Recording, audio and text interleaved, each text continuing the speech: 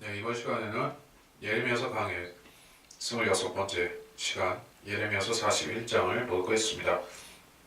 예레미야서 41장. 그때 일곱째 달에 왕의 시중에서 엘리사마의 손자여 느단의 아들인 이스마엘이 왕의 고관들 곧 그와 함께한 10사람과 미스파로 아이캄의 아들 그달에게 가서 그들이 미스파에서 함께 음식을 먹었는데 느단의 아들 이스마엘과 그와 함께한 10사람이 일어나서 바빌론 왕이 그 땅을 다스리기 위해 총독으로 세운 사판의 손자여 아이캄의 아들인 그달랴를 칼로 쳐서 그를 죽였더라. 이스마엘이 또 미스파에서 그달랴와 함께한 모든 유대인들과 거기에서 만난 칼데아인들과 전사들을 죽였더라. 이스라엘이 이제 유다가 바빌론의 포로로 잡혀가고 그 땅에 남은 자들 가운데서 자치를 그 유대인들의 자치를 하도록 세워놓은 그런 현지인의 총독이죠. 그달랴를 결국에 암살하는 사태가 일어났다. 그래서 이제 이 죽인 유대인들의 입장에서 볼 때는 그 바벨론에 대해서 항거하는 그런 소위 말해서 독립운동이죠. 하지만 하나님께서는 그 바벨론의 그 권력을 그때 당시로서 이제 합법적으로 인정을 하신 것이요. 그래서 70년 동안 유대인들은 꼼짝 못하고 그 바벨론의 권세 아래 있어야 되는 그런 것이 하나님의 계시요 또 예언으로서 내려왔기 때문에 그것에 대해서 거부를 한다 하는 것은 결국 성경 하나님의 뜻을 거역하는 것이 되어서 이제 결국 그 심판의 대상이 되고 만다는 것입니다. 그래서 이제 성경의 권위라는 것은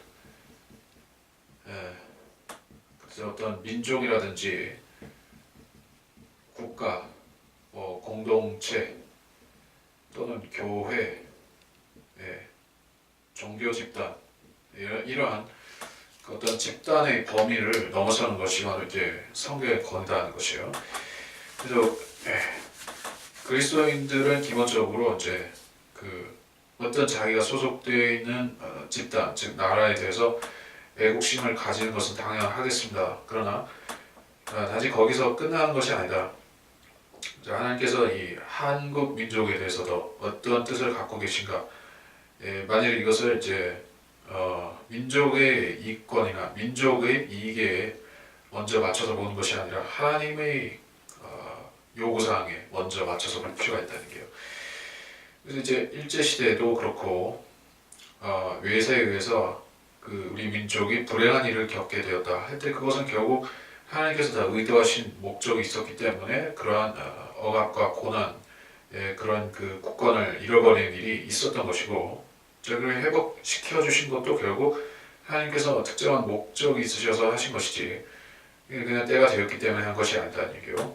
유대인들을 70년간의 포로 생활을 통해서 하나님께서 자기들 민족을 관장하고 계시다. 그래서 그 민족의 운명이 하나님의 손에 달려 있다 하는 것을 잘 깨달았었던 것입니다. 그러한 것을 배우는 과정에서 이러한 불상사가 발생을 했다. 자, 그래서 이제 계속 읽어보겠습니다. 4절, 5절 마침 80명이나 되는 어떤 사람들이 그들이 수염을 밀고 옷을 찢고 몸에 상처를 내고 손에는 재물들과 향을 가지고 세켐과 실로아와 사마리아로부터 와서 주의 전으로 가져오려 하더라. 그러자 느단의 아들 이스마엘이 그들을 맞이하여 미스파에서 나와서 울며 길을 가다가 그들을 만나자 그들에게 말하기를 아이캄의 아들 그달랴에게 가자 하더라. 그래야 그들이 성 한가운데 오니 느단의 아들 이스마엘이 그들을 죽여 구덩이 가운데로 던졌으니 그와 함께한 자들이더라. 그러나 그들 가운데서 10사람이 발견되었는데 이스마엘에게 말하기를 우리를 죽이지 말라. 우리가 들의 보물을 가지고 있으니 밀과 보리와 기름과 꿀이라 하니 그가 그만두고 그들의 형제 가운데서 그들을 죽이지 아니하였더라.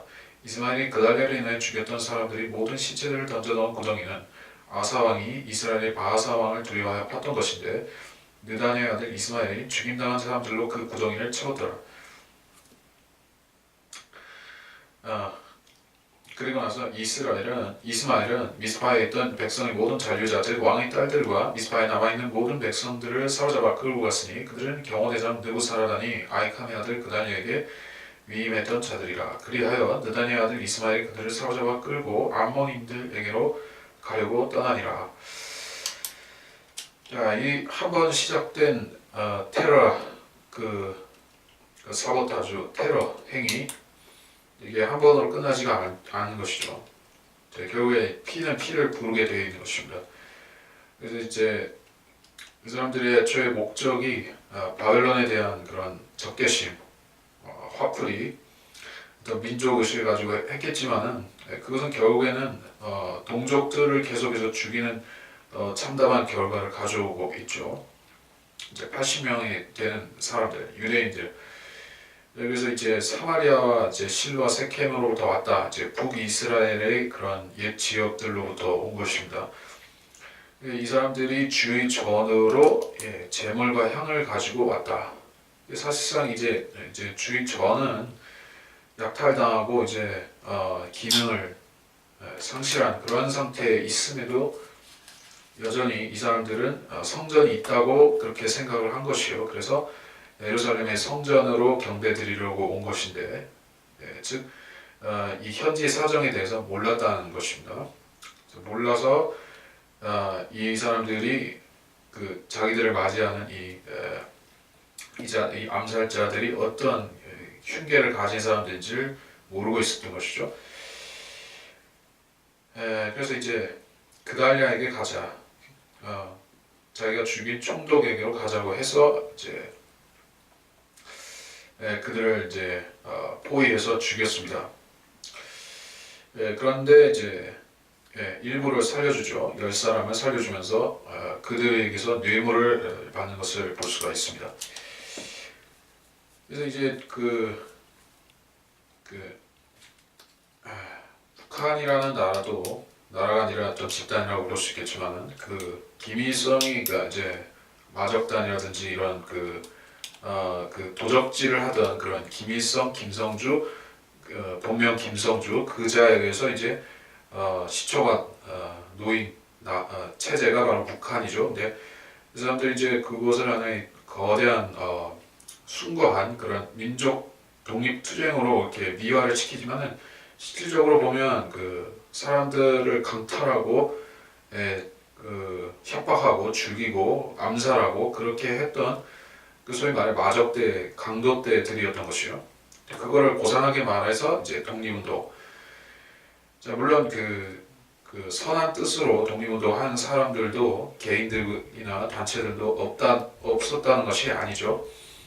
실제적으로 그 임시정부도 순수한 뜻으로 했던 그런 사람들이 있었고, 자 그렇지만은 이제 바라바라고 하는 그 예수님 당시에 그 도적이자 또 혁명을 이 사람은 강도죠. 왜 강도라고 불리는가? 이 사람은 애초에 독립운동에 관여가 돼 있었지만은 열심당. 이 사람이 그 독립운동 하기 위해서 결국에는 로마 사람만 이렇게 그 테러를 한 것이 아니라는 얘기요. 로마에 협력하는 사람 또는 자기가 필요로 하는 그런 재물을 얻기 위해서 또는 군자금을 얻기 위해서 사람들을 닥친 대로 이렇게 살상하고 다녔던 것을 강탈하고 죽이고 다녔던 것이요. 그러다 보니까 이제 성경에서는 중립적인 표현을 써서 강도라고 한 것이요. 이 사람이 지금 바라바가 지금 그렇게 강도 짓을 했던 것이 유대인들 입장에서는 그게 이제 독립운동이었겠지만은 하나님이 보실 때에는 그런 어떤 유대인들이 생각하는 것 같이 선한 일이 아니었다는 게요. 여기서도 마찬가지로 로마에 넘겨진 유대인들과 마찬가지로 바벨론에 넘겨진 유대인들도 하나님의 뜻대로 그 시련을 당하고 있는 것이기 때문에 거기에서 인위적으로 자기의 육신적인 뜻을 가지고 그것을 타파하려고 하는 것은 그 자체가 하나님의 권위에 말씀의 권위에 대한 부정이죠. 그래서 악인들인 것이요. 이 자들은 전적으로 악인들인 것이다. 예, 그래서 10절에서 보면 이제 암몬인들에게로 가려고 했다. 이게 누가 더 악한 사람들이겠냐? 바벨론보다 암몬이 더 악하다고 볼 수가 있겠죠. 자, 바벨론도 이방인이고 암몬도 이방인이고 뭐 또는 모압이나 에돔이나 다 악한 자들인 것이요. 자, 하나님께서는 이제 이방인들을 쭉 살펴보시고 또 그들의 행실, 그들의 그 민족의 나아가는 부분을 행보를 보시다가 그들이 너무 지나치게 간다고 하면 그때 심판을 발효시키시는 것이요. 그래서 소돔과 고모라를 주님께서 그 하늘에서 불을 내리시고 심판하셨던 것과 마찬가지로 어떤 족속이 민족이 하나님의 뜻을 지나치게 벗어나면 그때는 심판을 하시는 것입니다. 그것이 그 어떤 민족의 단위일 수도 있고 전 세계, 전 지구적인 단위로서 이루어질 수도 있다. 이것이 전체적으로 지구적으로 이루어질 적은 그것이 이제 요 시대 끝에 있을 휴거와 이제 이방인일 때 이제 환란으로 넘어가는 그 시점을 가리킬 수가 있는 것이에요. 여기서는 이제 결국 유대인들이 주변의 이방들보다 더 악하게 행했기 때문에 모압이나 암몬이라든지 에돔 같은 지방들보다도 더 악한 행실을 주님 앞에 나타냈기 때문에 이들은 역시 똑같은 악인들이 바벨론에 의해서 망할 수밖에 없었던 것이요. 근데 이제 자기들을 지켜줄 수 없는 자들에게로 가려고 마음을 먹은 것입니다. 물론 여기서 그렇게 하다가 나중에는 이제 다시 이집트를 가려고 하는데 마찬가지인 것이요. 암몬이든 이집트든 하나님께서 지켜주시는 땅이 아니면 그곳은 피난처가 될 수가 없는 것이다 하는 것입니다. 그래서 이제 이것은 대환란의 유대인들하고 관련시켜 볼 수가 있을 것 같습니다. 이제 이 대환란에서 유대인들이 피난처가 있죠. 자, 피난처. 그 피난처는 주로 셀라 또는 페트라로 알려진 그런 광야에 있습니다. 에돔 그 지역에 있죠. 그래서 사람들이 이제 그 유대인들이 피난처에 가는 것을 일반적으로 이제 무슨 전쟁이 나서 난민이 거기로 가는 그런 걸로 생각할 수가 있겠지만은 이게 그렇지가 않은 것이에요. 하나님께서는 유대인들을 장본인 그 예수님을 거부한 장본인인 그 유대인들을 심판하고 그들을 치기 위해서 결국 대환란을 주신 것입니다. 대환란을. 그러니까 대환란에서 벗어난다는 것은 그야말로 아주 특별한 은혜일 수밖에 없는 것이죠. 특별한 자비인 것이지 그들에게 어떤 당연하게 주어지는 권리가 아닌 것입니다. 하나님께서 예외적으로 그들만 거기서 피하는 자들을 이제 인도하시는 것이요. 그러니까 특별한 은혜다 보니까 이제 그 사람들이 뭐 어떤 그 특별한 하나님께 잘해달라는 요구를 할 수가 있겠습니까? 그냥 그 적그리스도의 박해와 칼날만 피할 수 있으면 그것이나마 감지덕지한 것이다. 여기서 이제 돌과 모래밖에는 없는 그 험준한 계곡 이런 그 셀라 페트라 거기에 뭐 없죠. 도시가 있거나 물론 옛날 유적이긴 하지만은 그것이 어떤 제대로 생활을 영위할 수가 있는 그런 공간은 아니죠. 그것도 광야인 것이요. 물도 별로 없고 양식도 없고 그런 곳으로 데려가는 것이죠. 근데 인간들이 생각하는 유대인들이나 이방인이나 마찬가지인데 인간들이 생각하는 것은 그 한마디로 말해서 이제 그 광야는 싫다. 또 이제 오지나 극한 체험을 해야 되는 것은 싫다. 이런 생각이 사람들한테 있는 것이요. 그래서 이제 미리 대비를 하자 이런 생각을 가진 사람들이 있다는 얘기요. 자, 미국이든지 또는 한국이든지 어느 나라이든지 기독교인 이제 성경의 종말론에 대해서 요한계시록과 이 대환란에 대해서 아는 사람들, 들은 사람들은 이제 그러한 엄청난 일들을 피하기 위해서 자기들 나름의 대책을 이제 강구를 하는 것을 볼 수가 있다. 그래서 그 사람들은 열심히 무엇을 식량과 이제 안전가옥이나 그 안전가옥이나 벙커나 뭐 이런 식으로 자기들 나름 하는데, 그거는 이 유대인들이 여기서 암몬을 그 피난처로 삼으려고 했던 것만큼이나 부질없다. 왜? 하나님께서 적그리스도의 권세를 그 누구에게 대항할 수 없게끔 아주 강력하게 만드실 것이기 때문에 대환란이 오면 그들이 피할 수 있는 방법은 없다는 얘기예요. 하나님이 특별히 마련하신 셀라, 페트라, 그것을 제외하고서는 없다. 자, 그래서 11절 다시 넘어가겠습니다. 그러나 카레의 아들 요하난과 그와 함께 있던 군대의 모든 대장들이 느단의 아들 이스마엘이 행한 모든 악을 듣고 그들이 모든 사람들을 데리고 느단의 아들 이스마엘과 싸우려고 가다가 기브온에 있는 큰 물가에서 그를 만나더라. 그때 이스마엘과 함께 있던 모든 백성들이 카레아의 아들 요하난과 그와 함께한 군대의 모든 대장들을 보고 기뻐하더라. 그러므로 이스마엘이 미스파로부터 사로잡아 끌고 가던 모든 백성들이 돌이켜 카레아의 아들 요하난에게로 돌아가더라. 그러나 느단의 아들 이스마엘은 8사람과 함께 요하난에게서 도피하여 암몬인들에게로 가더라. 카레아의 아들 요하난과 그와 함께한 군대의 모든 대장들은 이스마엘이 아이캄의 아들 그달랴를 죽이고 미스파로부터 잡아간 백성의 모든 잔류자들 즉 전사들과 여자들과 아이들과 내시들을 느단의 아들 이스마엘로부터 다시 찾아 기브온으로부터 다시 데려왔더라. 그들이 출발하여 베들레헴 근처에 있는 킴함의 처소에 거하였으니 이집트로 들어가려는 것이었더라. 이는 칼데아인들 때문이니 그들이 칼데아인들을 두려워하였고 바벨론 왕이 그 땅에 총독으로 세운 아이캄의 아들 그달랴를 느단의 아들 이스마엘이 죽였음이라. 자, 이제 결국 이스라엘의 유대인의 남은 자들이 어떻게 해서 이집트로 다시 흘러 들어가게 되었는가 하는 연유가 여기서 나오게 되죠. 그래서 최악의 사태로부터 일단 건져냄을 받은 것입니다.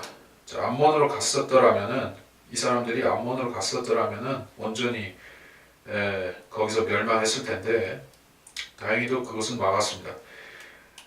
이제 그들은 이제 선택하기 싫은 한 가지를 해야만 되는 것이요. 바벨론 사람들이 분명히 그런 또 다른 반역 행위로 인해서 진노하고 그 유대인들에 대해서 악감정을 품고 있을 것이 분명하다. 그래서 이들은 두려움이 있었던 것이요. 물론 자기들이 행한 것은 아니라 할지라도 바벨론 사람들이 그들을 순순히 용서해 줄 것인지 확신이 없었다는 얘기예요. 그래서 결국에 이제 이 사람들이 모든 발상들, 모든 행동들, 모든 생각들이 결국 그 하나님의 말씀의 규제에서 벗어난 채로 있다는 것을 우리가 알 수가 있는 것이요.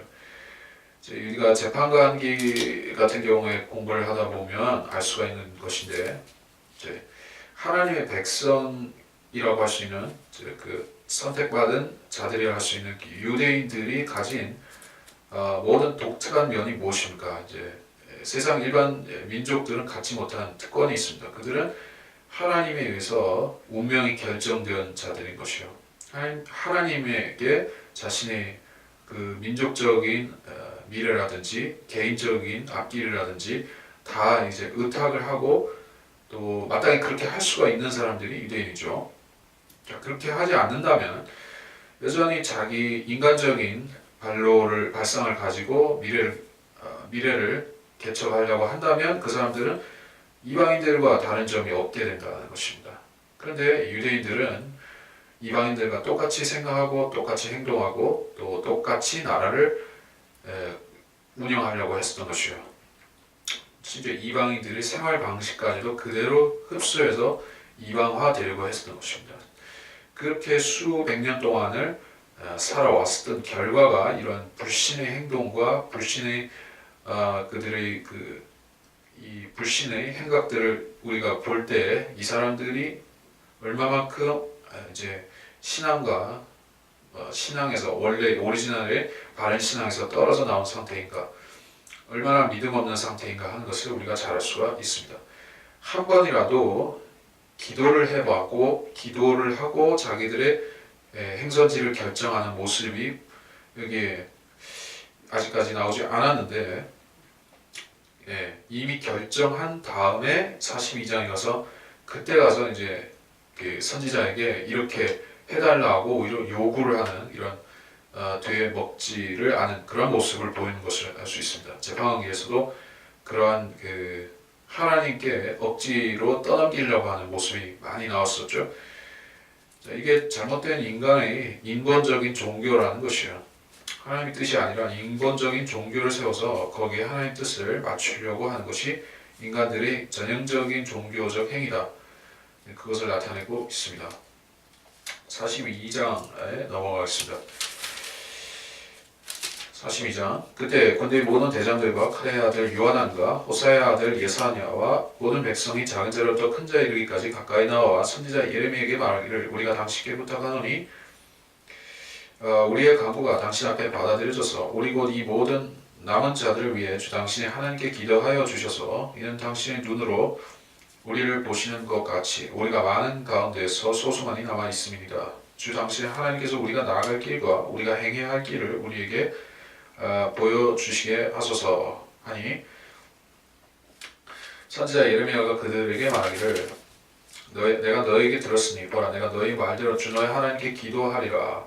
그러므로 주께서 너희에게 응답하신 것이 무엇이든지 내가 그것을 너희에게 선언하고 나는 너희에게서 아무것도 숨기지 아니하리라 하더라. 그러자 그들은 예레미야에게 말하기를 주 당신의 하나님께서 그 일들을 위해 당신을 우리에게 보내주셨으니 우리가 모든 것대로 행하지 아니하면 주께서 우리 사이에 참되고 신실한 증인이 되시기를 원하나이다.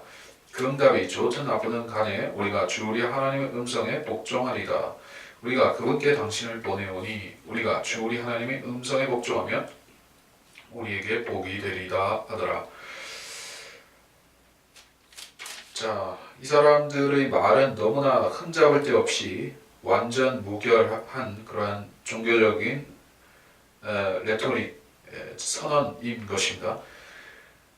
하나의 그 종교를 구성하는 종단을 구성하는 그러한 그 선언문이라고 할지라도 또는 그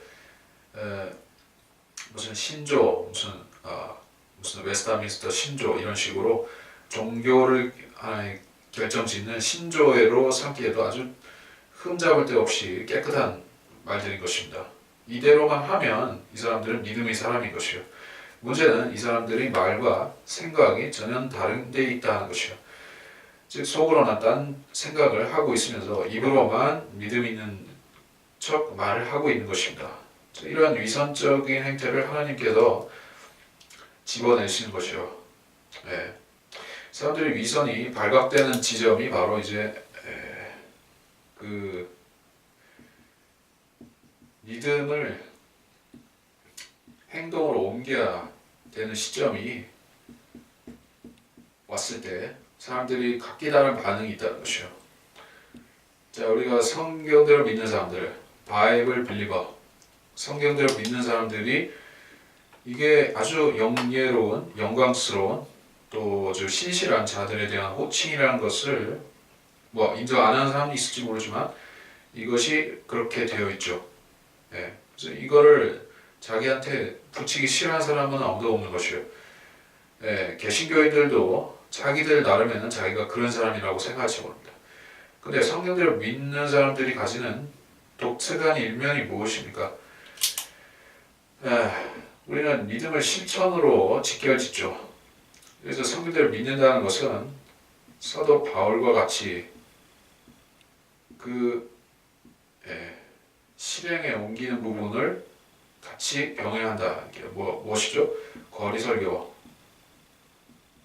밴드, 구령. 자, 이걸 하기 때문에 성경대로 믿는 사람들이 빛이 나는 것이요. 우리는 어떤 성경을 연구만 하고 있는 것이 아니라 기본적으로 그리스도인이 해야 될 성도로서 그리스도의 군사로서 해야 될 기본적인 몫을 회피하지 않고 그것에 대해서 어떤 변명을 늘어놓지 않고 기회되는 대로 시간 되는 대로 하나님께 헌신해 드리면서 자기 몸을 헌신하여 드리면서 그 일에 나서는 사람들이 바로 우리들이다. 그래서 이제 설교하고 구령하는 것이 이제 성령들을 믿는 믿음의 하나의 그 특색이 되어 있다는 게요. 자, 이렇게 믿음을 실행으로 옮기는 것이 쉬운 일이냐? 자, 우리가 성경들을 믿는 것이 쉬운 일이냐? 쉽고도 어렵고 또 어렵고도 쉬운 일이라 이렇게 말할 수가 있습니다. 왜 쉽고도 어려우냐? 자, 이것은 그 쉬운 면은 무엇이냐면은 이 말은 따라 할 수가 있어요. 예, 그렇죠. 이 성경 믿는 사람들이 내놓은 책들이 있고 또 성경 주석서들이 있고 또 여러 우리의 그 어떤 전통들도 있습니다. 그것을 단순히 카피해서 쓰는 것은 그렇게 할 수가 있습니다. 부분적이든 다소간이든 그렇게 흡수할 수 있는 것이요. 그렇게 하는 사람들이 소위 말해서 이제 근본주의자들 중에서도 있고 일부 개신교 목사들 가운데서도 따라 하려고 하는 사람도 있습니다. 그러나 성경을 믿는 실행까지 오지를 않는 것이요.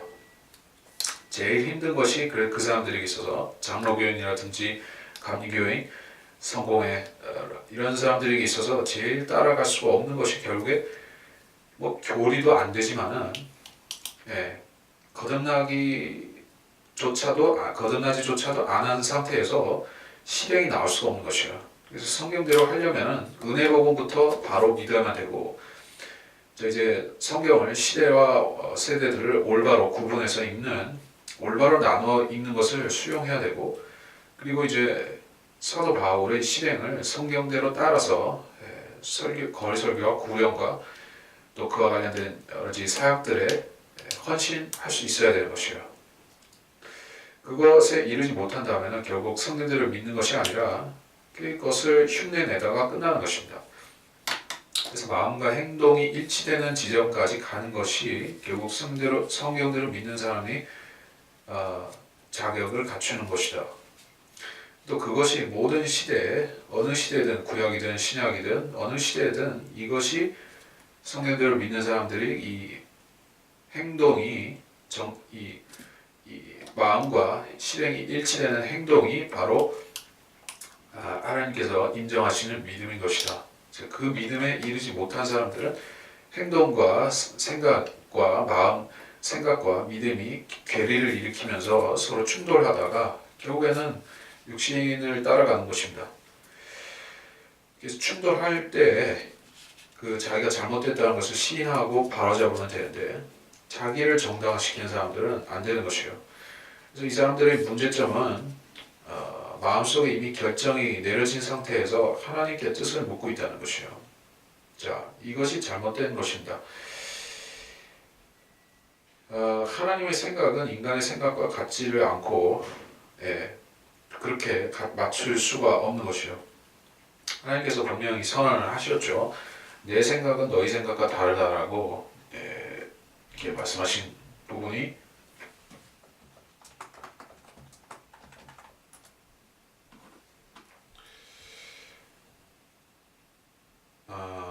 이사야서 55장입니다. 주가 말하노라 내 생각은 너희 생각과 다르며 내 길은 너희 길과 다르니 하늘들이 땅보다 높음같이 내 길이 너희 길보다 높으며 내 생각이 너희 생각보다 높음이라. 자, 하나님의 생각, 하나님의 길이 인간의 생각과 인간의 길과는 무엇이 다르다는 얘기죠. 자, 인간의 생각, 인간의 길은 해 아래 있는 것은 새 것이 없도다라는 그 말 그대로 옛날 것에서 지혜를 찾으려고 하는 것이요. 하나님께서는 한 번도 인간이 꿈꿔보지도 않은 생각조차 할 수 없는 예수 그리스도의 십자가를 통해서 인류의 죄 문제를 다루셨죠. 그리고 그것에 대해서 완전히 처리를 하신 것이요. 그렇게 할 수 있는 힘이 어디 있습니까? 자, 예수님은 하나님의 아들이시고 아담의 씨가 아니라는 데 있죠. 옛 것이 아니라 위에서 오신 분이고 새 일을 행하실 수가 있었다는 얘기요. 그래서 하나님의 생각과 하나님의 길은 인간과 다른 것이다. 이제 그 사실을 기본적으로 수용하는 사람들은 어떤 당면한 자신의 문제든 민족의 문제든 간에 그것을 하나님께 전적으로 맡기고 하나님의 처분에 맡긴다. 이렇게 기도를 할 수가 있지만, 자, 믿음을 갖지 못한 사람들은 자기가 생각하는 해법이 따로 있다는 얘기예요. 예. 바벨론 사람들이 이 유대인 남은 자들을 다 죽여 없앨 것이다라고 이들이 생각했다면 그것은 하나님의 뜻이 아니라 그들의 걱정인 것입니다. 자, 전쟁이 나서 사람이 죽는 것은 일상다반사. 그리고 이제 잔인한 족속한테 걸리면은 그 큰 화를 당하거나 결국에는 민족이 멸절될 수도 있는 것이죠. 그러한 사례가 역사적으로 많이 있었던 것이요. 뭐 아틸라 왕이라든지 징기스칸이라든지 또 누굽니까? 또 하나 있죠. 기억 안 나네. 무굴 제국이 아니라 아니야. 아무튼 동방의 군주들 가운데서는 진시황이라든지 이렇게 아주 잔인 무도한 자들이 많이 있었던 것이에요. 그래서 바벨론 사람들도 아시리아인들에 미치지는 않지만 아주 상당히 잔인한 자들인 것이에요. 그래서 그 바벨론 사람들의 입장에서는 유대인 정도 이렇게 한 줌도 안 되는 그 남은 유대인들을 다 없애버리는 게 뭐 그렇게 어려운 일이겠느냐. 이 사람들의 인간적인 생각이 그렇습니다. 또 이제 하나님께서 하신 약속은 남은 자들에게 그 안심하고 거기에 거하라는 것이었습니다. 왜냐하면 하나님께서 그 남은 자들에 대한 그 예언적이고 영적인 의미를 굉장히 중요하게 보시기 때문에 그렇습니다. 자, 교리적으로 남은 자라고 할 때 이것은 대환란에 교리적으로 관련이 되는 것입니다. 남은 자들을 하나님께서 자비를 베푸실 것이다.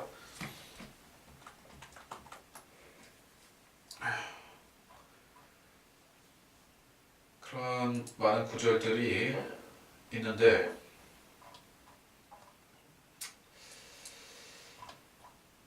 하나만 보자면은 이렇습니다.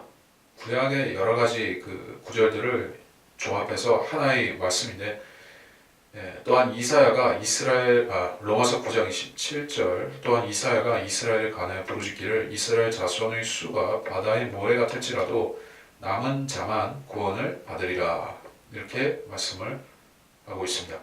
그래서 남은 자만 구원을 받으리라.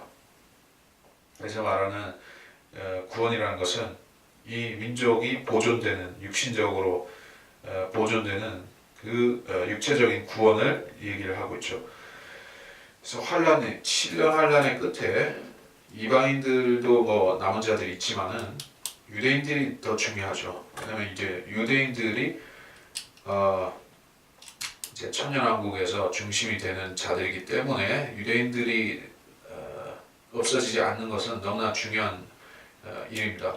그래서 하나님께서 유대인들의 남은 자들을 꼭 없애지 않고 그 이스라엘 땅에 남겨놓으신 것입니다. 그러니까 지금의 유대인들을 말하는 것이요. 지금의 유대인들이 그 중에 남은 자들이 있어가지고 대환란을 통과하고 그들은 그리스도의 천년왕국까지 쭉 대를 이어서 갈 것입니다.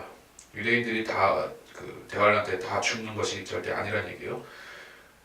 자, 그래서 하나님께서는 남은 자들에게 자비를 허하셨다. 그들에게 하나님께서는 자비와 선한 뜻을 보여주실 것이다.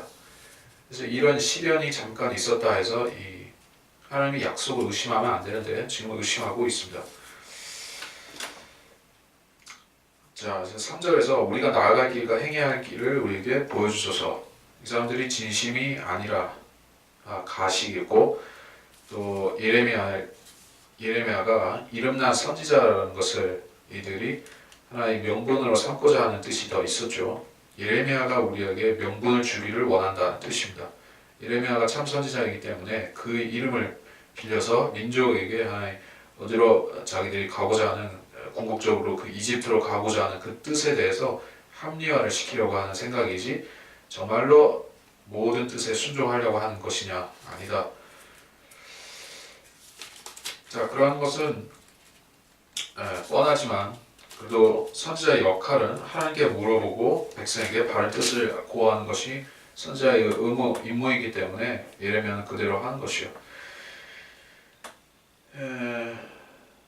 자, 그래서 7절 열흘 후에 주의 말씀이 예레미야에게 임하니 그가 카레의 아들 요하난과 그와 함께한 군대의 모든 대장들과 백성을 작은 자로부터 큰 자에 이르기까지 모두 불러서 그들에게 말하니라.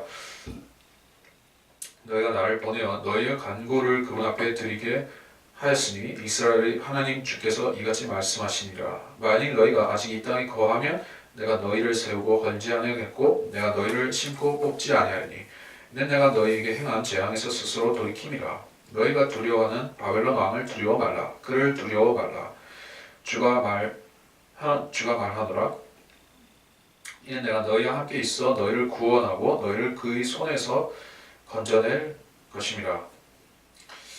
또 내가 너희에게 자비를 보이니 그로하여금 너희에게 자비를 갖게 하고 너희를 너희 본토로 돌려보내게 하리라.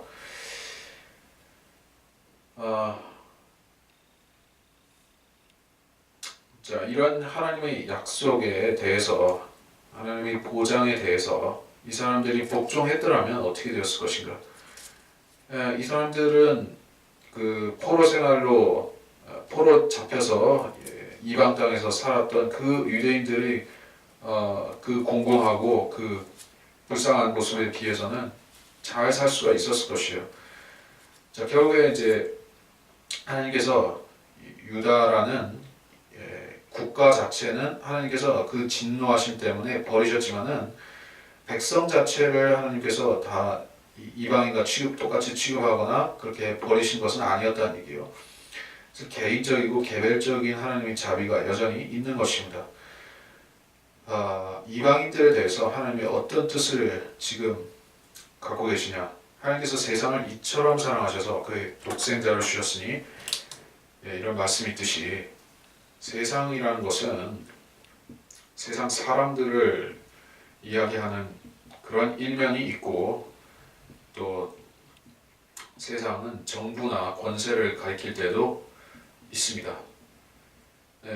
그리고 이 정부나 권세 그리고 궁극적으로 사람들까지도 다 포괄을 하지만 이것들 위에 있는 그 더 높은 권세가 있죠. 더 높은 권세가 무엇이냐?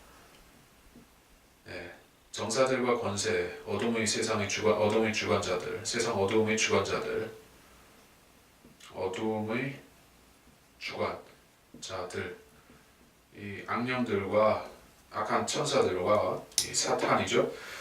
그러나 그 하나님께서는 세상을, 즉 세상 사람들을 사랑하셨기 때문에 이 악한 세상, 즉 정부, 권세, 이 민족 이런 단위로부터 사람들을 끌어내신 것이요. 이들을 뽑아내셔서 구원을 시키셔서 거듭나게 하셔서 이들을 그리스도의 영적 몸 안으로 침례를 받게 하신 것이요. 그리스도의 몸 안으로 집어넣으신 것입니다. 이것을 교회라고 부르고 이 교회를 하나님께서 불러내신 것이 바로 그리스도의 피로 맺어진 신약을 통해서 하신 것입니다. 그래서 우리는 세상 사람들 중에 살지라도 세상 사람들 중에 있지 않고 그리스도의 몸 가운데 있는 상황이다. 그래서 우리는 하나님의 자비를 받는 똑같이 세상에 살지만 하나님의 자비 가운데 있고 사랑 가운데 있고 이 다른 세상 사람들은 자비인 줄 모르고 살며 또 그들은 하나님의 사랑도 알지 못하는 사람들인 것이다. 그래서 이제 하나님께서 그 그리스도인으로 부르셨다 하는 뜻은 이 세상에서 당하는 일반 사람들이 당하는 모든 것에 대해서 벗어나는 것은 아니다는 얘기예요. 유대인의 이 남은 자들, 그 본토의 남은 자들 같은 경우에도 그들이 아무 걱정 없이 사는 것은 아니죠. 자, 이건 이 나라가 없어졌으니 이 주변에서 즉 이방 민족들 주변의 도적대들이라든지 그런 자들이 얼마나 우습게 여길 수가 있겠습니까? 수시로 와서 건드리고 잡아가고 약탈하고 이렇게 하려고 하겠죠.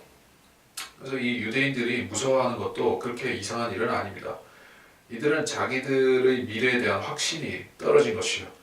하나님께서 안전하다고 말씀하셨지만 이 사람들은 진짜로 안전한지 확신을 못합니다. 자, 이것이 인간의 그 마음의 연약함과 또 불신입니다. 그리스도인들도 이 세상에서 하나님의 보호 아래 있다는 사실을 자주 까먹으면서 또 자기가 어떤 세상의 불확실한 변수에 따라서 재앙을 당하고 죽을 수도 있겠다. 그래서 많은 사람들이 두려움에 사로잡혀서 그리스도인임에도 두려움에 사로잡혀서 제대로 할 일을 하지를 못하고 소극적인 최소한의 일들만 하면서 있습니다. 그들은 세상을 두려워하고 세상 권세자들을 두려워하고 세상 정부와 세상 사람들의 이목을 두려워하고 세상 법을 두려워하고 세상 사람들의 그 반기독교를 생각을 가진 사람들의 그러한 생각을 무서워하고 그래서 움츠러들어 있는 것이에요. 그들은 세상으로부터 여전히 독립되지 못한 성별되지도 못한 생각을 가지고 살아가고 있다는 얘기예요.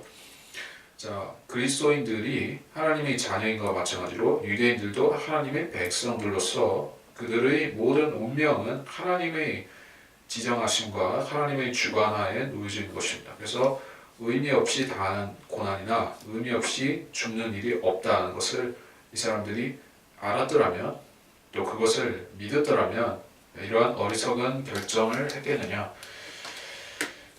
어리석은 결정을 했겠느냐? 우리가 한번 생각해 봐야겠습니다. 그래서 이제 약간 창조 신약에서 약간 창조를 할 만한 부분이 여기에 11절과 관련해서 창조할 부분이 요한복음 9장 22절 요한복음 9장 22절 그의 부모가 이렇게 말한 것은 그들이 유대인들을 두려워하기 때문이더라. 이는 유대인들이 만일 누구라도 그를 그리스도라고 시인하면 그 사람을 회당에서 출회시키기로 이미 결의에 놓았기 때문이라. 자, 공동체로부터 지역사회로부터 왕따가 되고 출회되고 없는 사람이 취급을 당하고 그러한 두려움이 있다는 얘기예요. 그리스도인들이 가진 세상으로부터 무시당하는 두려움과 비슷한 것이요. 근데 이제 예레미야서에서 이 두려움은 그보다 좀 더 심각하죠. 거의 이제 난민의 신세가 되어서 살아가야 되는 그러한 두려움인데, 자, 그래서 하나님께서 얼마나 강조해서 두려워 말라 이렇게 여러 번, 두 번 말씀을 하셨죠. 또 자비를 보이리니 자비를 갖게 하고 또 자비도 12절에서 두 번 얘기를 하셨습니다. 13절 그러나 만일 너희가 말하기를 우리가 이 땅에 거하지 아니하리라 하거나 주 너희 하나님의 은사에 복종하지 아니하고 말하기를 아니하리라 우리는 이집트 땅으로 가서 전쟁도 보지 아니하고 나팔 소리도 듣지 아니하며 음식으로 줄이지도 아니하는 그곳에서 거하리라 한다면 너희 유다의 남은 자들아 이제 주의 말씀을 들으라. 만군의 주 이스라엘의 하나님이 이같이 말하노라. 만일 너희가 이집트로 들어가서 거기서 기거하려고 왕강의 뜻을 정한다면 그때는 너희가 두려워하는 칼이 이집트 땅에 있는 너희를 따라잡을 것이요 너희가 두려워하는 기근이 이집트 땅에 있는 너희를 가까이 추적하리니 너희가 거기서 죽으리라.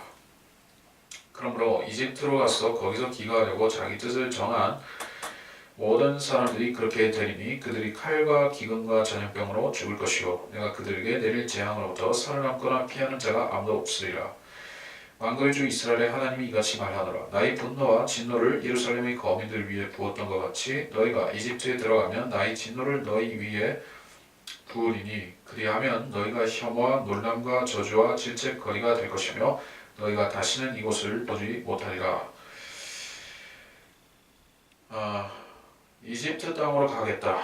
이런 유대인들이 왜 그런 발상을 가졌는가, 그리고 하나님이 왜 그것을 엄중히 꾸짖고 계신가 하는 것을 우리가 역사를 통해서 보자면은 유대인들을 항상 실족시키고 하나님을 따르는 데서 이탈시키는 역할을 하는 여러 몇몇 나라들이 있는데 물론 바빌론도 그런 나라 중에 하나이긴 하지만 징계의 도구로 사용될 때도 있지만 그 항상 유대인들이 넘어뜨리는 그런 실족의 나라가 바로 이집트죠.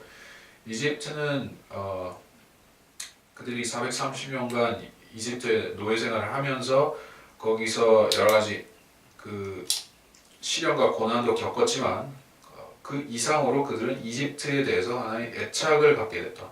이집트가 성경에서는 세상을 대표하는 나라 중에 하나인데 특히 세상 정부를 대표하는 그런 나라인데 그래서 그들은 이집트에 젖어버렸다는 게요. 이집트의 생활, 이집트의 문화, 이집트의 종교, 우상들, 이집트의 풍요로움 여기에 젖어들었던 것이요. 유대인들이 한번 가졌던 그런 기억, 생각은 계속 그들을 따라다니면서 힘들고 어려우면 이집트로 돌아가고자 하는 그들의 생각을 자꾸 일으켰던 것입니다. 네, 그걸 물론 실행까지 옮긴 것은 여기 와서 이렇게 하지만은 그 전에도 쭉 그들은 그와 같은 생각을 갖고 살았던 것입니다. 사실 그 이집트와 카나안, 팔레스타인 땅의 넓이라든지 또 그 어떤 부요함이라든지 국력 이런 부분을 비교한다면 이집트가 더 강성한 지역이죠. 저희 팔레스타인 이스라엘 땅은 거기는 산지가 많고 이제 농사를 짓기에 그렇게 최적의 지역은 아닌 것입니다. 그래서 하나님께서 이 땅은 하나님께서 비를 안 주시면은 어떻게 해볼 도리가 없는 그런 땅임을 알려주셨던 것이요. 유대인들은 그 땅에 들어가서 살면서 조금이라도 하나님의 규례에 벗어나는 딴 생각을 했다가는 하나님께서 비를 안 내리시고 병충해를 주시고 이렇게 하면은 그 땅에서 전멸되기 십상이었던 것이요. 그런 상황까지 갈 수가 있었던 것입니다. 그래서 하나님께서 전적으로 은혜로만 그 땅을 돌보시지 않으면은 버텨날 수가 없는 지역이 바로 이런 팔레스타인 땅이기 때문에 이 유대인들은 거기서 산다는 것은 결국에 하나님의 은혜를 먹고 입고 사는 것이었고 그래서 그들은 이제 거기에서 구속감, 부자유함을 그들은 느꼈다는 것이요. 육신적으로 살고 싶어도 그렇게 할 수가 없으니까. 그래서 결국에 하나님 법을 무시하고 살려고 했지만 그 결과는 바빌론에 잡혀가는 것이었습니다. 그리고 그 뒤에도 이 사람들은 이 땅에 대해서 계속해서 불만을 갖고 있는 것이요. 우리가 이 땅에 조상들이 터전을 잡았기 때문에 하나님께서 인도하셔서 그들을 그 땅에다 집어넣으셨기 때문에 우리가 이렇게 고생하면서 살고 결국 쫓겨다니는 신세가 되었다. 그러니까 우리는 이제 애초에 우리가 조상들이 살았던 그 이집트로 가서 거기서 걱정 없이 살아야 되겠다. 이러한 악한 생각을 품고 있는 것입니다. 자, 그리스도인 안에도 이집트로 돌아가고자 한다. 이집트로 돌아가려는 그러한 그 이집트 또는 세상, 이집트로 돌아가자. 이제 이것이 거듭난 그리스도인에게 있어서는 그 사람이 항상 그 생각한 것이 바로 이제 이집트인 것이요. 겉사람.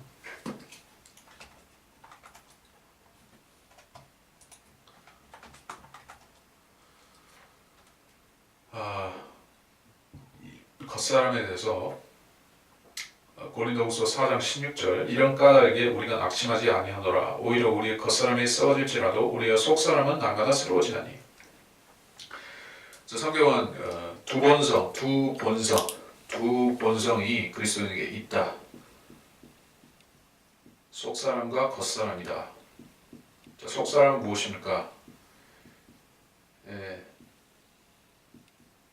구원받은 혼. 겉사람은 무엇이죠? 그 육신의 정욕이죠. 그 사람 안에 남아있는 육신의 정욕이 이제 겉사람인 것이요. 육신 자체를 포함을 합니다만, 그래서 이제 겉사람과 속사람이 싸우는데, 겉사람이 요구하는 것은 세상에 세상 사람들이 살아가는 그런 낙태하고 풍요롭고 그러한 그 질펀하게 세상 사람들이 사는 그 방식을 자꾸 따라가자고 요구를 한 것이죠. 이집트가 살기 좋은 곳으로 비춰지는 것입니다. 지금에 있어서도 이집트와 이스라엘이라는 그 지정학적인 그 나라 대 나라로서의 관계를 우리가 살펴보더라도 과거 이 시대하고 예레미야 당시하고 지금하고 본질적으로 바뀐 것이 없구나 하는 것을 느낄 수가 있다. 왜 그런 것이냐? 이집트는 물론 과거에 1차, 2차 그리고 3차까지 중동 전쟁을 통해서 이스라엘과 많은 그 피해를 주고받은 나라이기도 하지만은 지금은 이제 평화 상태로서 다시 거의 우방에 가깝게 되어가고 있죠. 그리고 이집트에 대해서 경제 원조도 해주고 이집트로부터 혜택도 받고 그러한 그 상부상조의 관계로 들어서 있다. 특히 뭐 이스라엘이 다른 중동의 뭐 요르단이라든지 레바논이라든지 시리아 그러한 나라들보다도 그 중에 심지어 적성 국가로 계속 있는 시리아나 레바논 같은 경우는 제하더라도 이집트하고는 그렇게 관계가 나쁘지 않고 점점 좋아진다는 얘기요. 이제 환란 시대로 간다고 하면 더 그런 경향이 심화되다가 결국 이 배교의 그 이집트로 돌아가는 그런 식의 배교까지 일어날 것이요. 이제 이집트의 지금도 그 역사적인 유적들 그런 오벨리스크 또는 피라미드 형상들 이런 것이 지금 세계 각국에 뭐 워싱턴 DC라든지 파리라든지 또 이제 로마 바티칸이라든지 그런 곳에 들어가 있죠. 그렇게 오벨리스크가 이집트의 상징인데 스핑크스와 마찬가지로 오벨리스크가 이집트 상징인데 그게 전 세계 수도와 주요 상업적인 도시들에 들어가 있듯이 이제 예루살렘에도 그런 식으로 될 거란 얘기예요. 언제 대환란 들어가게 되면 그때는 온갖 세상 우상들과 이런 잡탕들이 종교 잡탕들이 하나님이 거룩한 도성이라고 해놓은 예루살렘까지 간다는 얘기요. 그래서 계시록 11장에 보면 두 증인과 관련해서 그 예루살렘이 어떠한 모습으로 바뀌는가, 소돔과 이집트 그런 언급이 나온다. 자, 그래서 하나님께서는 이제 예루살렘 거민들을 위해 부었던 것 같이 이집트에 들어가면 18절에서 이집트에 들어가면 나의 진노를 너희 위에 부으리니 다른 곳이 아니라 이집트로 가면 그렇게 하겠다는 게요. 자, 물론 역사적으로 디아스포라 전 세계로 유대인들이 흩어진 그 사건과 관련해서 유대인들이 그야말로 세계 어느 나라에도 안 간 나라가 없을 정도로 심지어 중국에도 가고 일본에도 가고 전 세계로 유대인들이 다 이제 흩어져서 잘 흩어졌습니다. 근데 우리가 유대인들이 대충 어느 지역으로 대충 흩어졌다 하는 것을 대략적으로 알 수가 있는 그 구절이 대목이 어디에 있습니까? 사도행전 2장에 그 유대인들 오순절에 그 전 세계로부터 어디서 왔다 하는 얘기가 나오죠. 사도행전 2장 8절로부터 이렇게 쭉 보면 그런데 어떻게 해서 우리 각 사람이 우리가 태어난 곳을 고유 언어로 말하는 걸 듣게 된다 말인가 하면서 9절에서 파데인, 메데인, 엘라민, 메소포타미아, 유대, 가파도키아, 폰토, 아시아, 프루기아, 팜필리아, 이집트, 쿠레네에 가까운 리비아의 여러 지방에 사는 사람들, 로마에서 온 타국인, 크레테 아라비아인들 이런 식으로 쭉 열거가 되는데 그 중에 하나가 이집트가 있네요. 자, 그러니까 이제 이 이집트로 간 요 사람들은 언제 갔을까요? 확실히 알 수는 없지만은 일단은 예레미야 시대에 이집트로 갔던 사람들은 1차 다 죽었을 것이요. 이렇게 여기 하나님께서 다 죽이시겠다라고 엄중히 말씀을 하셨으므로 그 1세대는 다 죽었을 것이요. 근데 이 사람들이 한번 그 뜨거운 맛을 봤으면은 더 안 가야지 맞겠죠? 그렇죠?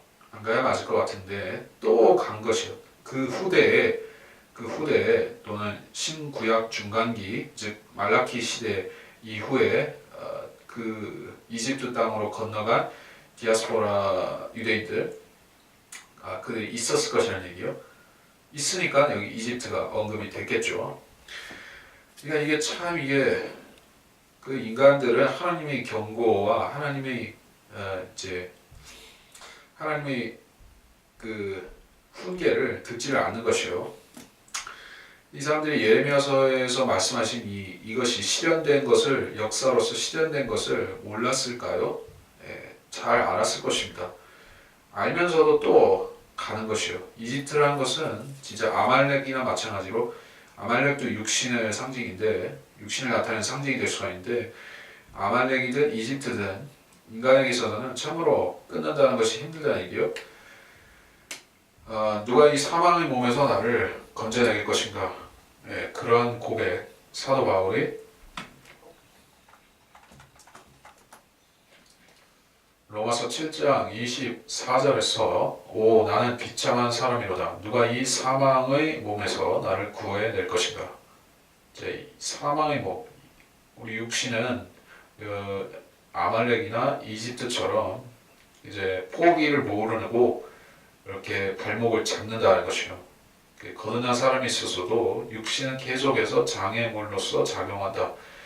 그 사람이 올라서야 되는 영적인 입지로 올라서지 못하도록 계속해서 유아 상태로 영적인 유아 상태로 남겨지도록 육신이 계속 조장하는 것이다. 그것이 결국 아주 괴로울 정도다. 사도 바울도 그렇게 얘기를 했고 유대인들의 역사도 그것을 여실히 보여주고 있다. 잠깐만 시간이 좀 남았네. 자 그렇다면 근데 43장을 하기에는 시간이 안 되니까 조금은 시사적인 얘기를 할 수도 있겠습니다. 우리가 41장 41장과 2장을 통해서 우리가 현 시대에 우리 당대에 적용해서 얻을 수 있는 영적인 교훈들이 어떤 것이 있을까요?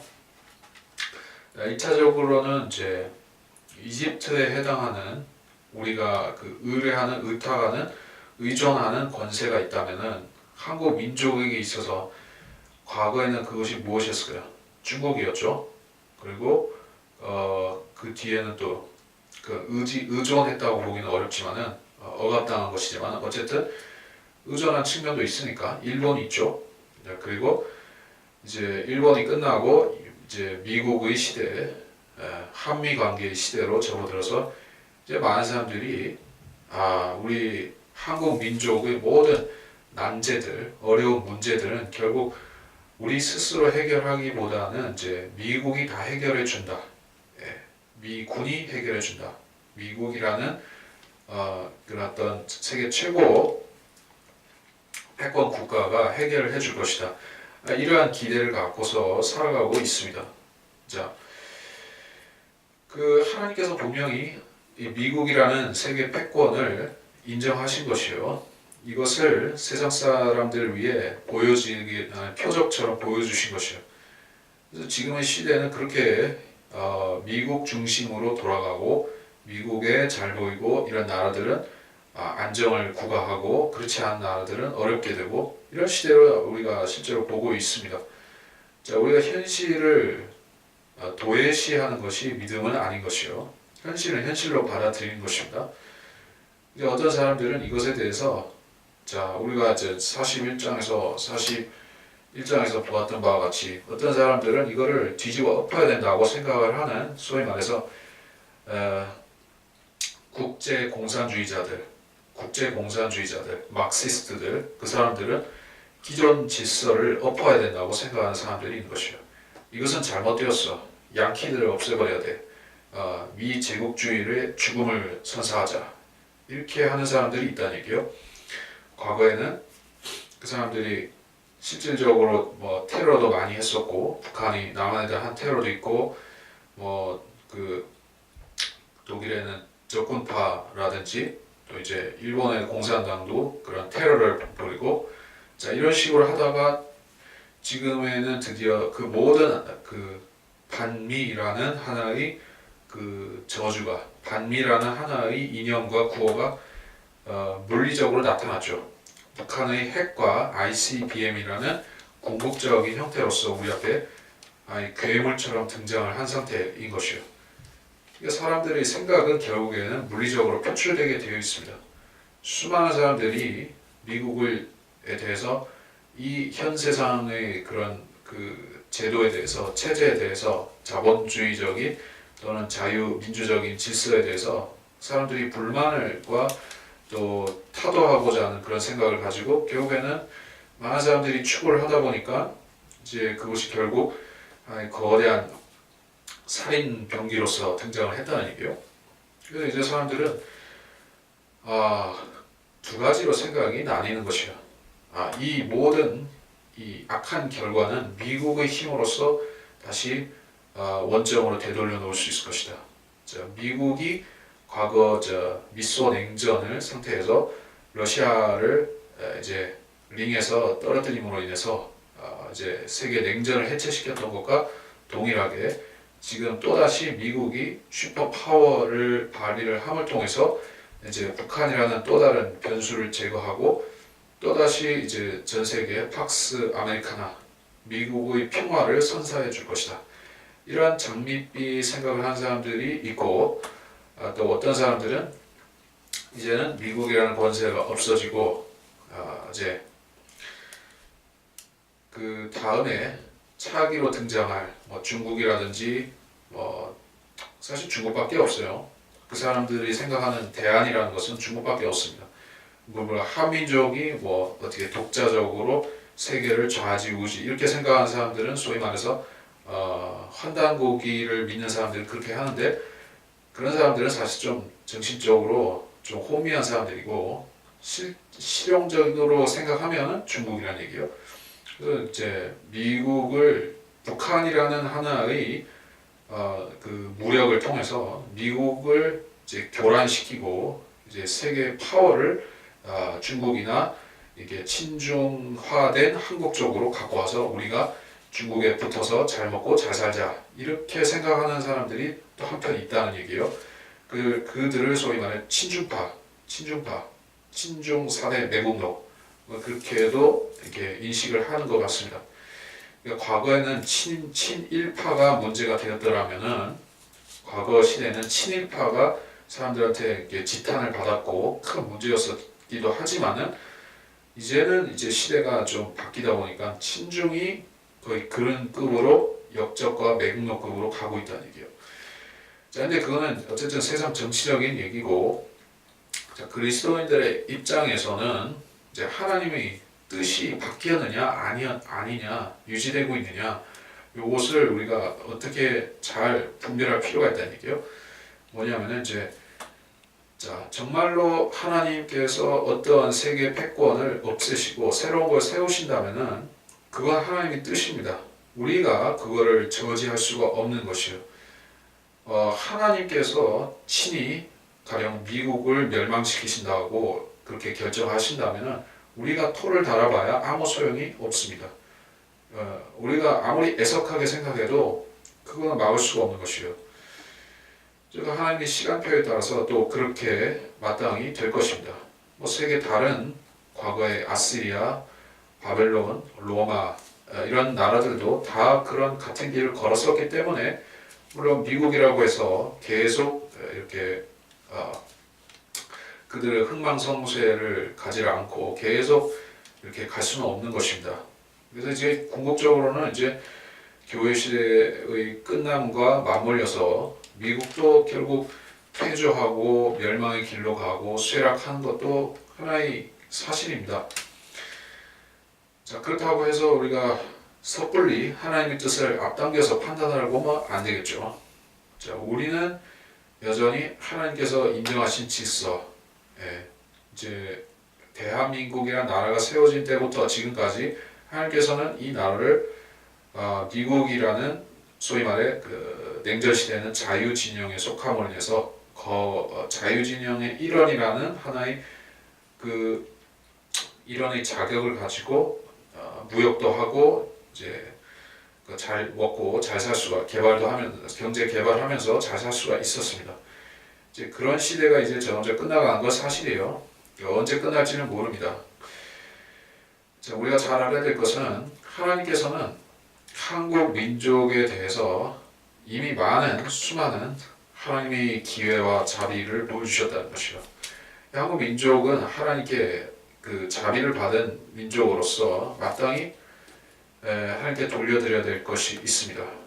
바로 하나님께서 이 땅에 기독교를 수립시키시고 복음이 전파되게 하시고 또 복음을 통해서 거듭난 자들이 증대케 하셨으므로 이 한국 땅의 수많은 제독교인들 가운데서 사실상 일부만이 거듭난 사람들이라 할지라도 어쨌든 이 땅에는 아시아의 다른 국가들보다는 훨씬 많은 거듭난 크리스찬들이 중국을 고려하지 않는다면 그렇습니다. 중국에는 인구 비례로 해서 어쨌든 상당히 많은 그리스도인들이 있을 것이니까 그것을 제외한다면 어쨌든 한국은 아시아에서 그렇게 상당히 기독교가 강한 나라로 있는 것이요.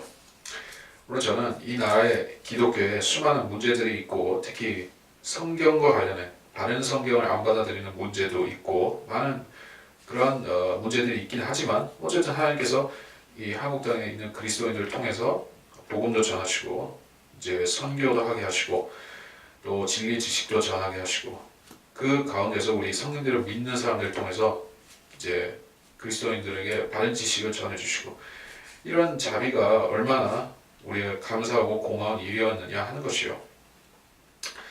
이제 한국 킹제임스 성경이라는 하나님이 바른 말씀이 한국 땅에 정착된 지도 한국 땅에 전파되고 정착된 지도 이제 20년을 넘어섰는데 24년 이렇게 제가 신구약 기준으로 해서 20년을 넘었는데 이 얼마나 큰 자비였느냐 하는 것을 생각해 볼 때 이 앞에 닥칠 일이 큰 재난이라 할지라도 전쟁이라 할지라도 황폐하게 되고 이제 경제적인 빈궁이 따라온다 할지라도 또는 미국으로부터 한국이 분리가 된다든지 미국 자체가 어렵게 된다든지 그 많은 변수들이 있을 것이고 이제 물론 본격적인 환란은 이제 교회의 휴거가 있은 다음에서야 그렇게 되겠지만 그 전이라도 많은 이 한국에 대해서 안 좋은 그러한 정치적이고 군사적이고 경제적으로 많은 안 좋은 일들이 일어나겠지만은 그렇다고 해서 우리 그리스도인들이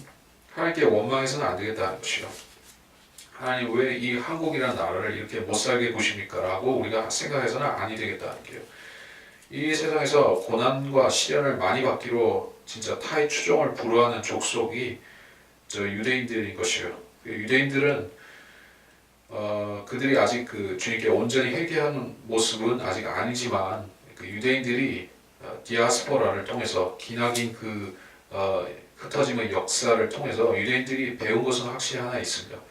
그들은 이제 하나님께 불평하고 원망해봐야 별로 소용없다는 것은 한 가지는 확실하게 알았습니다. 이제 유대인들은 이제 원망 불평은 좀 덜 하는 것이요. 그렇게 자꾸 했더니 더 어렵게 되고 더 꼬이고 더 이방으로부터 죽임을 당하고 어려움을 겪은 것이 역사였기 때문에 이제 그들은 좀 감사라는 것에 대해서 배우기 시작했다는 게요. 그래서 이스라엘 땅에 사는 유대인들만큼은 하나님께 좀 감사할 수가 있는 것이요. 자, 한국 땅에 있는 그리스도인들도 이제 오늘날의 유대인들이 갖지 못한 성경과 성경적 지식들을 우리가 갖고 있습니다. 그리고 우리는 그것으로 인해서 하나님께 감사할 수 있느냐, 얼마나 감사하고 살아가고 있냐. 자, 그리스도인들은 그것을 자각을 해야 되는 것이요. 세상 사람들은 더 달라. 나는 아직도 부족하다. 그러한 생각을 갖고 있습니다. 그들은 만족을 모르죠. 그들은 미국만큼 잘 살게 되는 것을 원하는 것도 아니라 끝도 없이 잘 되는 것을 원하는 것이 세상 사람들인 것이요. 그들에 대해서 하나님은 만족을 줄 수가 없습니다. 자, 한국이 앞으로 더 잘 살게 된다 할지언정 뭐 스위스나 뭐 미국보다 더 잘 살게 되리라는 보장은 없지만은 설령 그렇게 된다고 해서 이 한국이라는 나라의 백성들이 그 행복해하고 만족할 것이냐? 절대 아니다는 얘기요.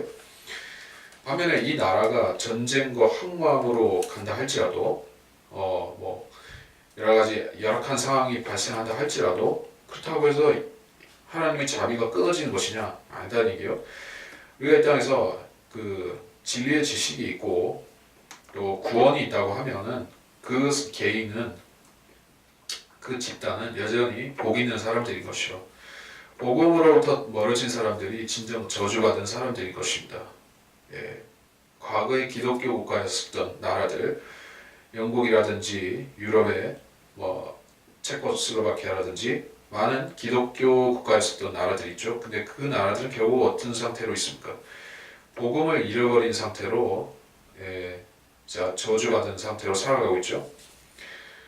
그러니까 우리가 부러워해야 될 것은 결국 사람들의 현재 물질이 어느 정도 소유하고 있는가, 경제력이 GDP가 어떻고 뭐 그런 부분에 있어서 우리가 끝도 없이 요구할 것이 아니다는 얘기요.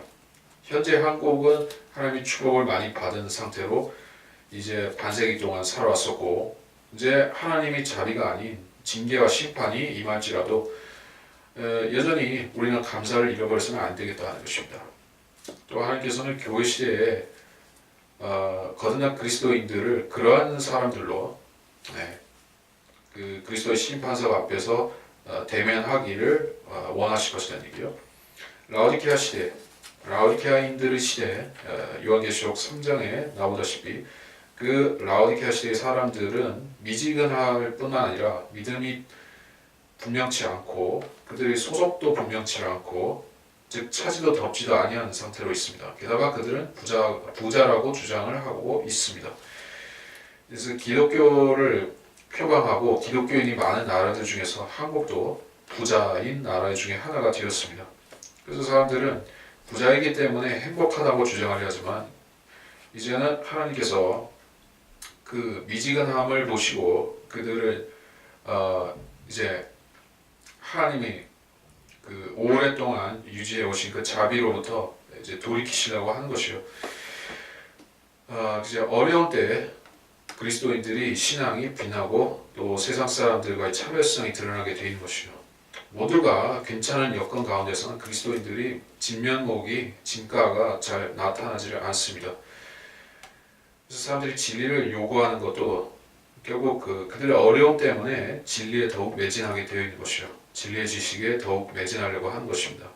모자란 거 없이 불만한 거 없이 불평 있는 거 없이 그들이 잘 살기만 한다면 하나님의 말씀에 신경을 안 쓰고 육신적으로 살아가게 되어 있기 때문이죠. 자, 그렇게 해서 제가 이 시대에 관해서 예레미야서 41장, 42장을 통해서 말씀드린 것은 그 세계 권세들, 그러니까 세상의 권세들, 강대국들은 계속해서 바뀌게 마련이고 그러한 흥망성쇠의 역사를 우리는 경험해 왔지만 우리가 조상들도 그랬었고 우리 시대도 그렇고 사람들은 계속해서 현재 가진 것을 모자라다고 생각하고 불만을 품으려고 하는 것입니다.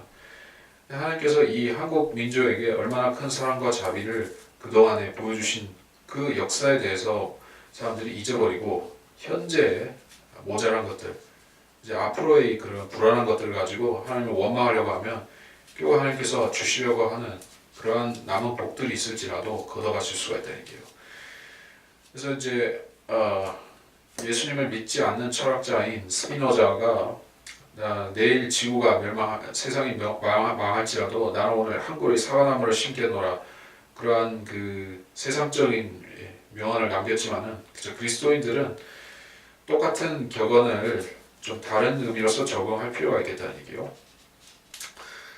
자, 한 그루의 사과나무를 심는 것이 가식으로 그치는 것이냐, 쇼맨십이냐, 아니면은 우리가 정말로 평안하고 마음에 그 안전함이 있기 때문에 하나님께서 우리에게 주신 보장이 있기 때문에 담대한 것이냐, 그거를 좀 구별하자는 얘기요. 그리스도인들은 담대해야 됩니다. 세상의 상황에 이리저리 밀려다니는 사람으로서 사는 것이 아니라 당당하고 담담하게 현 시대와 현 상황을 받아들여야 된다. 전쟁이 날 수도 있고, 역사상으로 지난 역사상으로 수많은 전쟁이 한반도에도 있었었고 전 세계에도 항상 전쟁이 있고, 그래서 우리는 거기에서 예외가 될 수도 없고, 그래서 언제 어떤 일이 벌어질 수가 있습니다. 하지만 하나님께서는 그리스도인들에 대해서 계속해서 유념하고 계시고 그들에 대해서 잊어버리지 않은 분이시다. 그래서 우리가 새 예루살렘에 이르기까지 하나님께서는 그리스도인들에 대해서 계속해서 그들을 돌보시고 그들에 대해서 특별한 은혜를 주시리라는 사실도 우리가 의심해서는 안 되겠다. 그런 사실을 말씀드리고 이번 시간을 맺도록 하겠습니다.